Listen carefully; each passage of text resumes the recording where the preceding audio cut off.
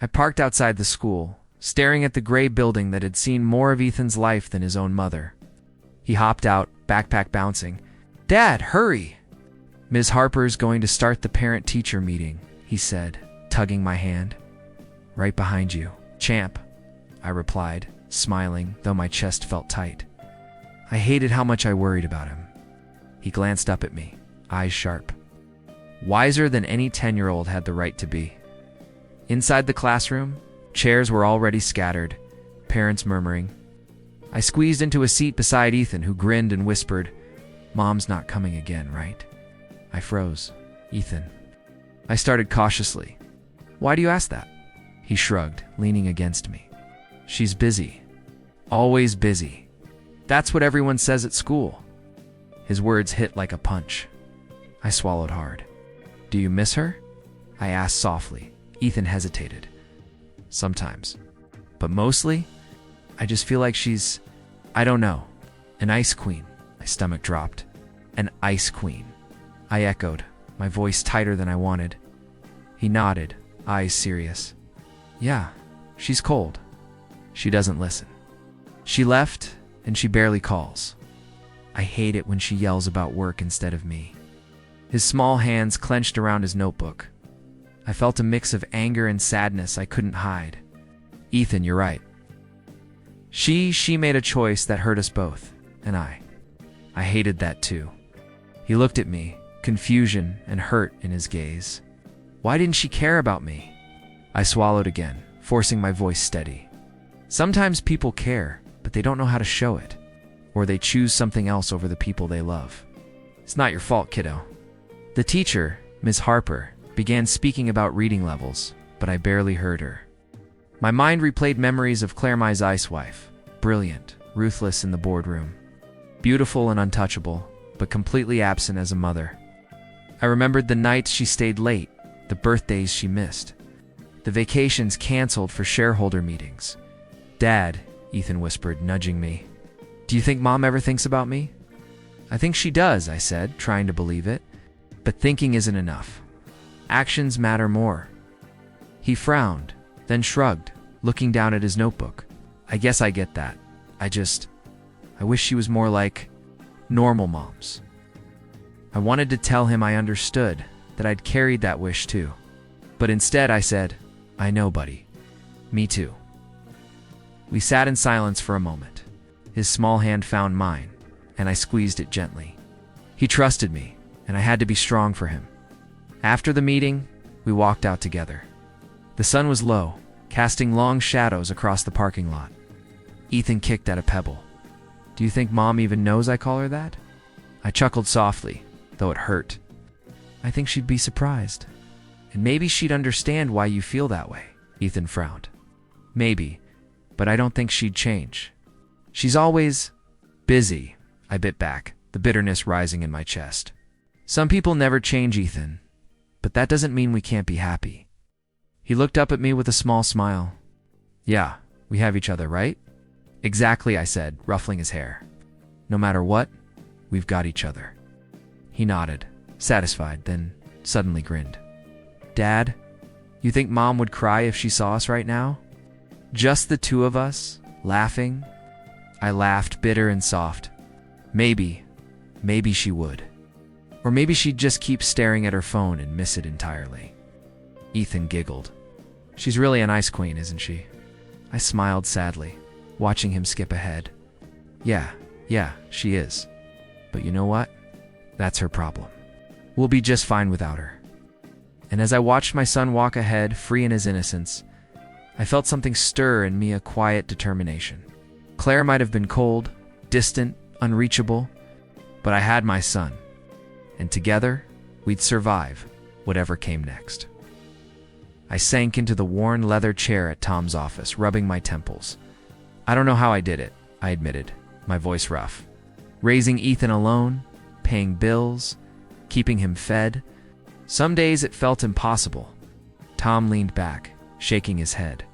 "Man, I've said it before, you're a superhero, Claire.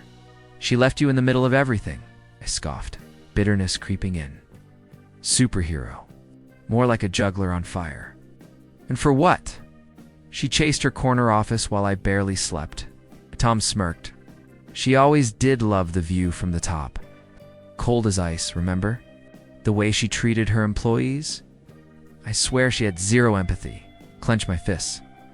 Yeah, zero empathy for me, for Ethan. Nights she stayed late, leaving me with diapers, bottles, homework, and empty promises. Every birthday she was too busy. Every holiday, some meeting took priority. My throat tightened. You deserved better, Tom said softly, leaning forward. Ethan deserved better. And yet here you are, surviving. That counts for something. I nodded, staring at the coffee cup in my hands. It counts, yeah. But it still hurts. I kept thinking she'd come back, that she'd realize what she was missing. But she never did. Never called, never asked, never anything. Tom's eyes narrowed. I'll never understand how someone can be that cold. Did you ever talk to her after she left? Talk? I laughed bitterly. I tried. A few emails, a few calls. Every time, she had some excuse. Always work. Work, work, work. She said she loved Ethan and me, but her actions said otherwise. Tom shook his head again.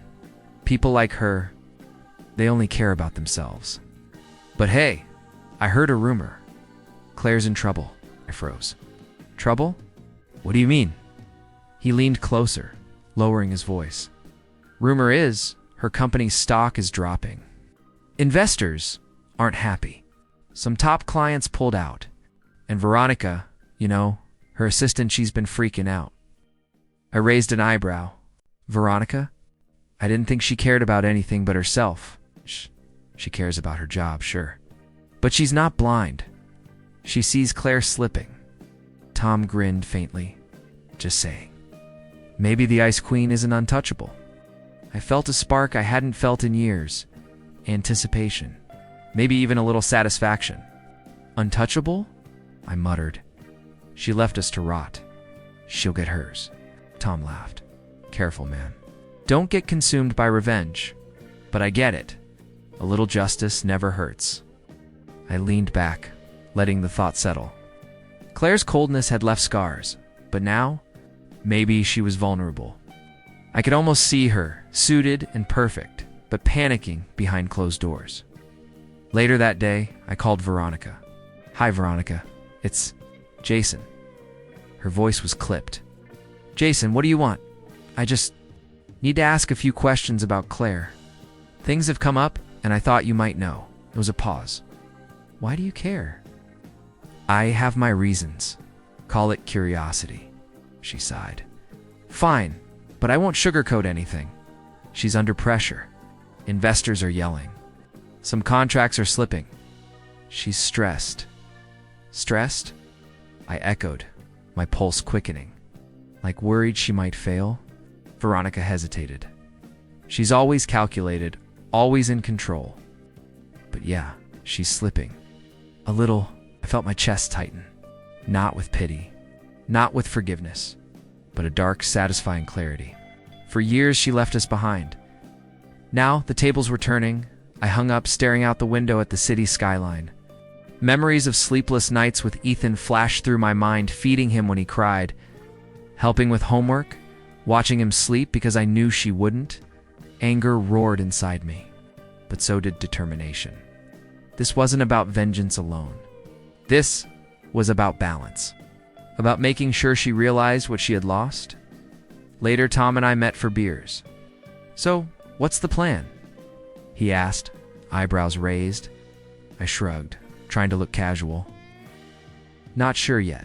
Just watching, waiting, seeing how far she falls before she realizes it. Tom chuckled. Careful. Don't let her pull you down with her. But, yeah, it feels good to think she might finally face consequences, huh? I nodded, staring at the amber liquid in my glass. Yeah, it feels really good. On the way home, Ethan bounced in the car seat. Dad, do you think Mom ever thinks about me? I took a deep breath, voice steady. Maybe, but thinking isn't enough, Ethan. People like her. They only realize when it hits them too late. He frowned, then smiled faintly. Then maybe it's good she's struggling. Maybe she'll finally know she can't ignore us. I smiled, ruffling his hair.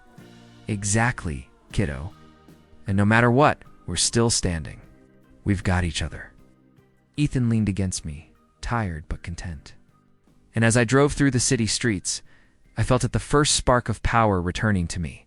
Claire might have left us, hurt us, abandoned us.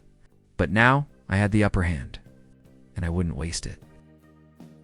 The charity hall glittered with chandeliers, soft classical music filling the space. I held Ethan's hand tightly, trying to focus on the event and not on the swirling thoughts in my head.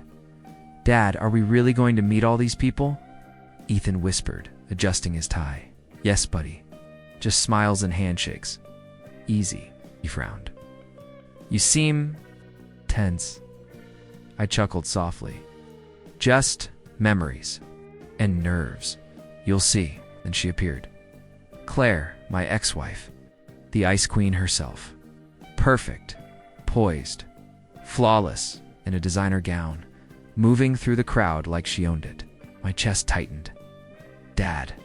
That's Mom, Ethan muttered, voice barely audible. I nodded, keeping my grip on his hand. Yeah, that's her. Claire's eyes scanned the room and then landed on us. For a moment, her expression faltered. I caught it a flicker of surprise. Maybe recognition. Maybe regret. Jason, she said, voice steady but colder than the room.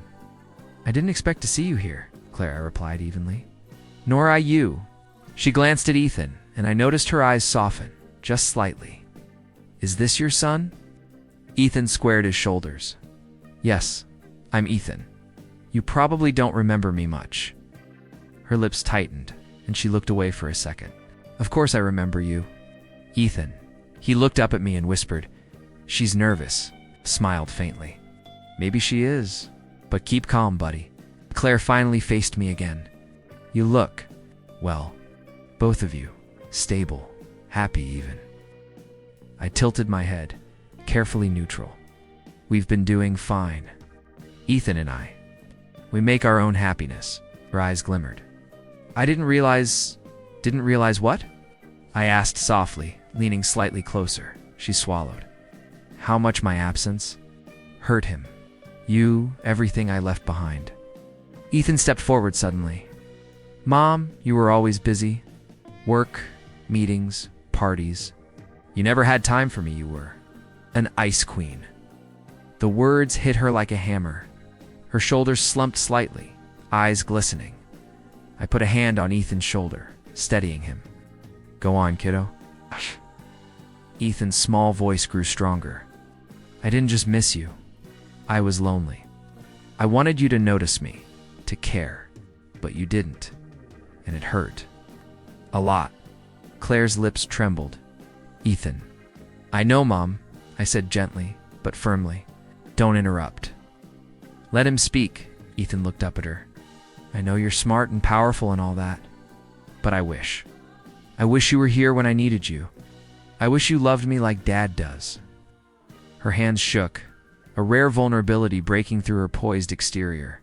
I didn't know. I thought I was doing what was best for you. For us, I took a slow breath, feeling the storm inside me. Anger, old pain, the urge to tear into her for years of absence, but Ethan's wide eyes reminded me why I held back. You chose ambition over us, I said quietly. You chose work over family. And look what that did to him, to me. She swallowed, voice barely audible. I see it now. I was wrong. I never wanted to hurt you, Ethan. I thought I was protecting you. In my own way? Ethan's frown softened. But you weren't. You weren't there when I cried. You weren't there when Dad stayed up all night just so I could eat, sleep, do homework. You were gone. Claire's face crumpled, tears escaping despite her pride. I'm so sorry. I didn't realize. I took a step closer, carefully neutral but firm. Sorry doesn't fix the years you missed. You can't take back what you left behind. But maybe you can start now. Carefully, if you can. Ethan's small hand clenched mine. I don't know if I can forgive you, but I want you to try. For me, not for you. Claire nodded, tears flowing freely now. I'll try. I'll do anything to make this right. I see it, the cost of my choices. I see him. The human cost. Jason, I don't want to lose him again. I felt a strange mix of relief and caution. The Ice Queen had cracked. The walls were crumbling, and for the first time, I saw a real person, remorseful, vulnerable, human. Ethan looked at both of us, eyes bright with truth. Mom, you have a lot to make up for, but at least you finally see me. That's a start. Claire nodded, voice shaking, yes. I see you, Ethan. I see everything I lost. I exhaled, tension leaving my body slowly. Then start there, slowly, and don't expect it to erase the past. But maybe you can rebuild some of it. Ethan smiled faintly, looking between us. I hope so. I really do. Claire wiped her tears and gave a small, awkward nod. I'll try. I promise. I'll try for both of you. I glanced at Ethan, then back at her. Then that's all we can ask. Actions, not words. And remember, he comes first now. Ethan grinned. Exactly. That's the deal. And in that moment, I realized the power of honesty, confrontation, and truth. The Ice Queen's mask had finally slipped. The human cost of ambition had been revealed in full. Claire stood in my living room, hands trembling slightly, her eyes pleading. Jason, please. I know I've made mistakes. I know I hurt both of you. I want a second chance. For Ethan, for us. I ran a hand over my face, exhaling slowly. Claire, you've said a lot of things before. Why should this be any different? Her lips quivered. Because I've finally realized what I lost. I see now. I see him and I see you. I see everything I left behind. I can't change the past, but I can try to make it right. I looked at Ethan, who was sitting quietly on the couch watching us. His small face was thoughtful, yet calm. What do you think, buddy? I asked gently. He shrugged. I don't hate her, Dad, but I don't want lies or excuses. I want honesty, and I want her to take responsibility. I nodded, feeling the weight of his words. That's fair, Ethan. That's exactly what I need too. Claire's eyes glistened. I'll be honest. I don't expect forgiveness overnight. I want to be part of your lives again if you'll let me. Swallowed, conflicted. Part of me wanted to forgive her. The years of anger, of loneliness, had made me weary. But protecting Ethan, shielding him from future disappointment, was my priority. You hurt us, Claire. You left us, I said quietly. I've spent years building a life for Ethan and me without you. And now you want to walk back in? She nodded, voice shaking. Yes, I do. And I'll accept anything to prove I mean it. Anything. Ethan spoke up, his voice small but firm. Mom, I want you to try, but you have to be honest and do what you say. No excuses. No disappearing again. Claire swallowed hard. I understand. I promise. I won't leave. I'll prove it to both of you. I turned to Ethan, my chest tight. Are you sure about this? You really want to give her a chance? He looked at me, eyes steady. I do. But only if we're honest. And only if she takes responsibility for what she did. I'm not a kid anymore, Dad. I can see the truth. I exhaled, feeling a tension I hadn't realized I was holding. All right. I'll give it a chance too. But I'm protecting him first. Always. No matter what. Oh. Claire nodded eagerly. Thank you. You won't regret this. I'll do everything to make up for what I lost. Ethan tilted his head. Mom, it won't be easy, and I won't forget the past. But I'll see if you really mean it. Her eyes glistened. I understand, Ethan. I'll do whatever it takes. No more lies. No more hiding behind work. I want to be here fully. I felt my heart tighten, the storm of emotions inside me swirling. Anger, hurt, hope, caution, all at once. Claire, this isn't just about apologies. It's about action. Words are cheap. You need to show us you're serious. She nodded solemnly. I will. You have my word. Every day I'll show up. I'll be present. I'll be there for Ethan, and I'll respect your space, Jason. I want a real chance. Ethan's small hand rested in mine. I'll give her a chance if you mean it, Mom. But remember, honesty and responsibility. That's all that matters to me. I promise, Ethan, she said, voice barely above a whisper. I mean it. No more excuses. No more hiding. I looked at both of them, feeling the heavy responsibility settle on my shoulders. Forgiveness was a choice, but it wasn't blind. It was deliberate, cautious, protective, and part of me along buried wanted to believe in second chances. All right, I said finally, my voice steady. We'll try, but I make the rules here. Ethan comes first, always, and Claire. You prove yourself day by day. No shortcuts. She nodded, tears brimming but a small smile breaking through. Thank you. You won't regret this. I'll be better. I'll be the mother and partner you deserve. Ethan smiled faintly, squeezing my hand. Let's see if you can do it, Mom. That's all I ask, I exhaled, feeling a mix of relief and cautious optimism. The storm of the past was still there, but for the first time, I sensed a possibility of calm. Forgiveness was a choice, but this time, it was tempered with awareness, responsibility. And love, Claire reached out tentatively to touch Ethan's shoulder. I'll be here. I promise. He nodded, looking at her carefully. I'll hold you to that. I stood behind them, watching the small but significant bridge being built. It wouldn't erase the past, but it was a start. And for Ethan, for him to see love and accountability together. It was enough for now. Dad, Ethan whispered, leaning into me. I think maybe this could work. I smiled faintly, squeezing his hand. Maybe you can, kiddo. But we stay cautious. We protect each other. Always. Claire nodded, voice soft but sincere. We'll do it together. No more Ice Queen, just me. Trying, and in that moment, I realized the hardest choices often led to the strongest bonds. Forgiveness wasn't weakness. It was deliberate courage, tempered by wisdom and love. I was dropping Ethan off at school when I heard the whispers. A few parents murmuring about Claire's company, the stock, and some scandal.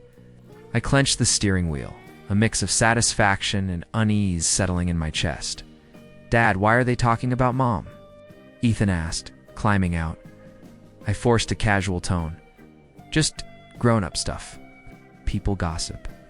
Nothing for you to worry about, he frowned, tilting his head. It sounds like trouble. Is she in trouble? I hesitated. Maybe a little. But it's complicated. He nodded as if he understood more than I wanted him to. Does that mean she might be sad? I sighed. Yeah, probably. My heart twisted, but not with pity. Just the strange pull of karma at school. Ms. Harper greeted Ethan with her usual warmth. Morning, Ethan. And Mr. Adams, she added, glancing at me. Morning, Ms. Harper, I said, smiling weakly. She whispered, I hear things about Claire. I froze. You mean the company? She nodded. Yes, people are worried. But I also wanted to check on Ethan. He's a bright kid, but he carries a lot on his shoulders. I felt a pang of guilt. I try to make it easy for him, but sometimes I wonder if he's hurting more than I realize. She smiled kindly. He's resilient. But even the strongest kids need someone to notice the cracks. Ethan tugged at my sleeve. Dad, can we go? Of course, buddy. As we left, I overheard two parents whispering in the hallway. Claire's really struggling. Mark's pushing hard, and I heard some investors pulled out. Froze at the name Mark. Claire's rival. Ruthless. Ambitious. Always circling her mistakes. I'd seen him at board meetings once. Cold. Cunning. Calculating every move. Who's Mark? Ethan asked innocently. Just someone in her world, I said, trying to keep it light. Nothing to worry about. Still, my mind raced. Claire Mai's son's mother, finally showing cracks. Vulnerability. A flaw. Something she never allowed anyone to see. Dad, does that mean she might need help? Ethan's voice was small. I shook my head, conflicted. Not from us, Ethan. She made her choices. We've got to focus on ourselves. Ethan frowned. But doesn't that feel, I don't know, sad? It does, I admitted. But sometimes the people who hurt us have to face what they did. That's how life evens out. He was quiet for a moment, then said, I just hope she doesn't get too sad. I don't like seeing people hurt, even if they hurt me. I felt a lump in my throat. That's my boy compassionate, even after all the pain Claire caused. I know, kiddo. That's why you're amazing. And that's why I need to protect you. Later that afternoon, I decided to check on Claire's company from a distance.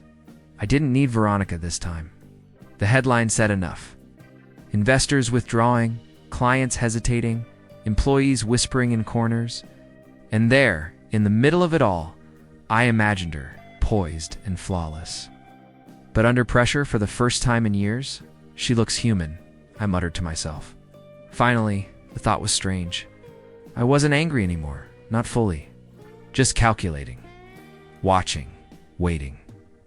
And I realized the power of knowing she wasn't untouchable that evening. Ethan and I sat on the couch, homework scattered across the table.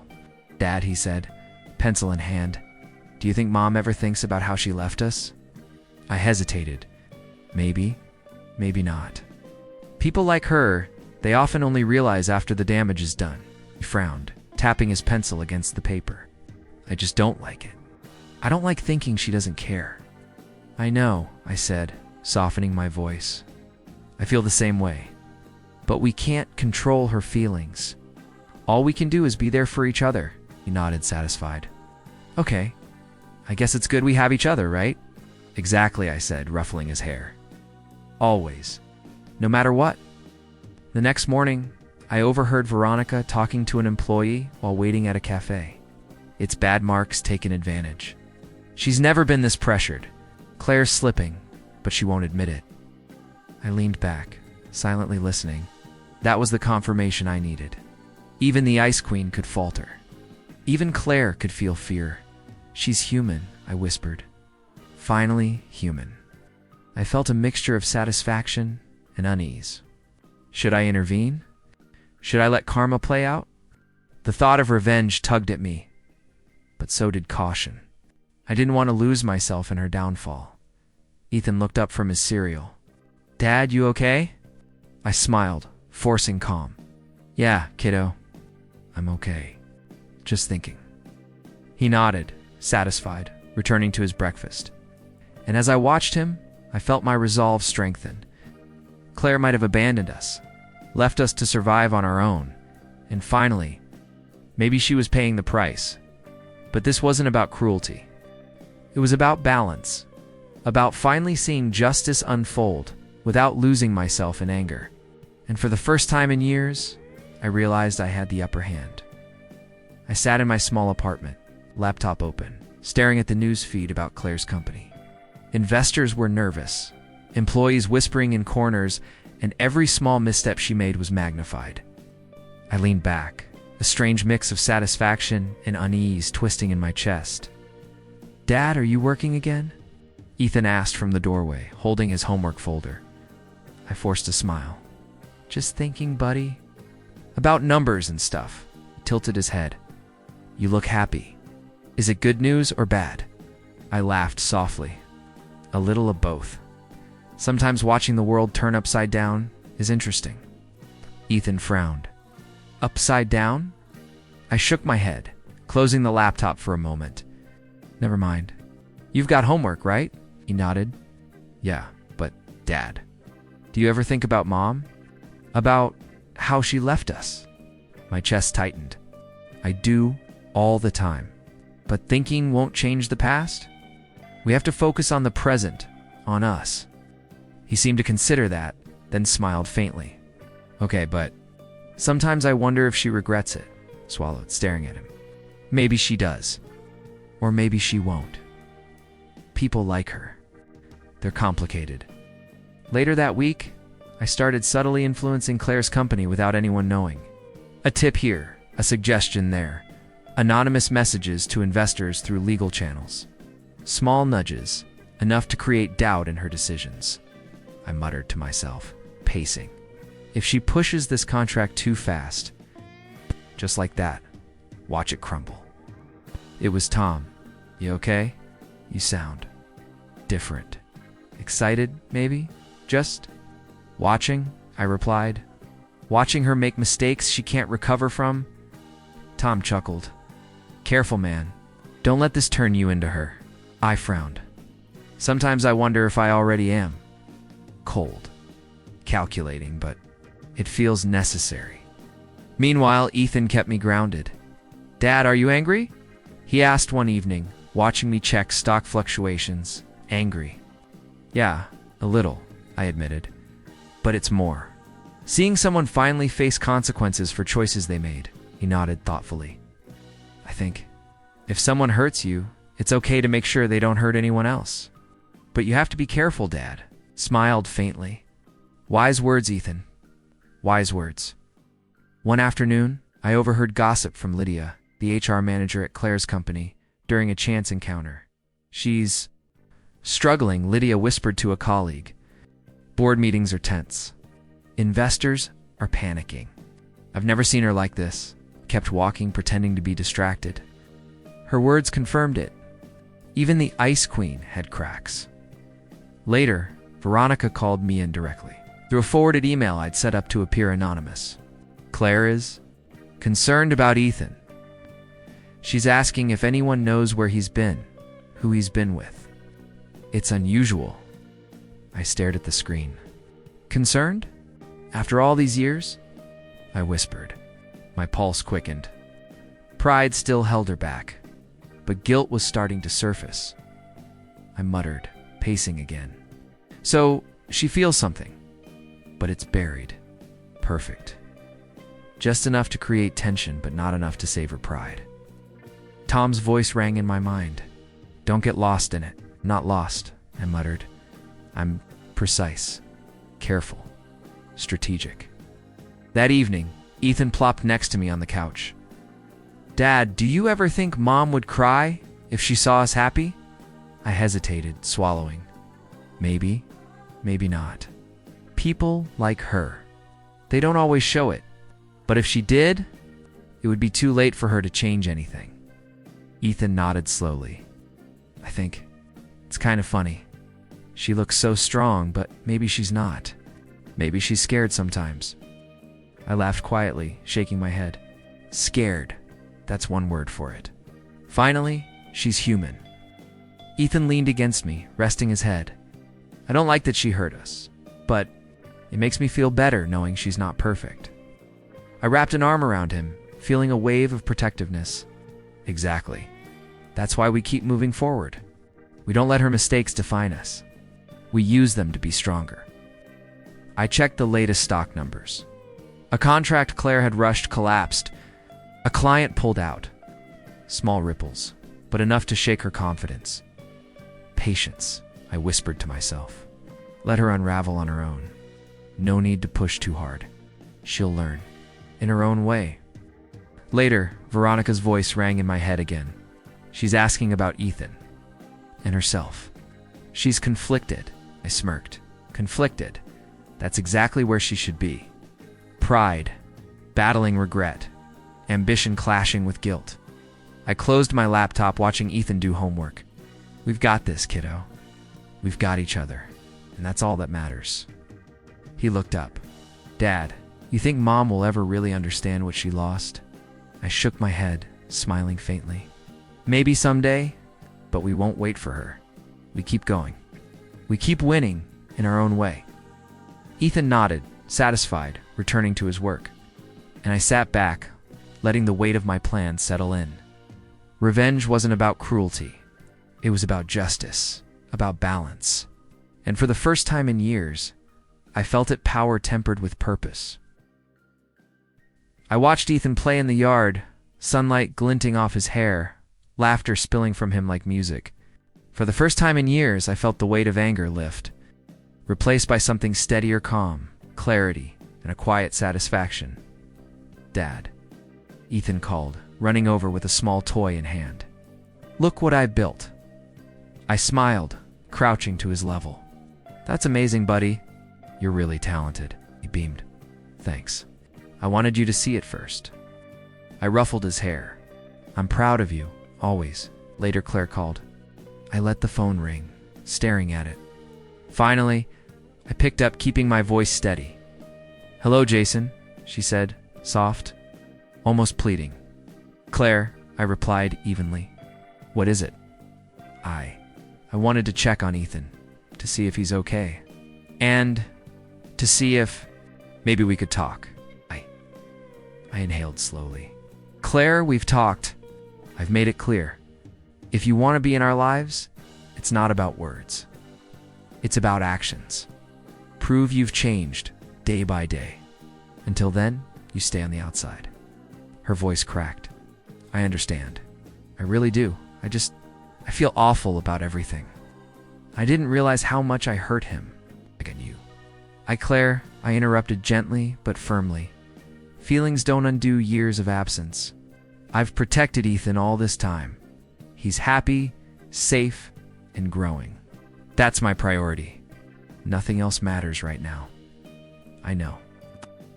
"I just know, Claire," I said, my tone calm but unyielding. "No excuses. No pleading. You have to earn any chance, not demand it. You lost that privilege long ago." Her silence on the other end spoke volumes. I could almost feel her regret radiating through the line. "Ethan's thriving," continued, looking out at him running through the grass.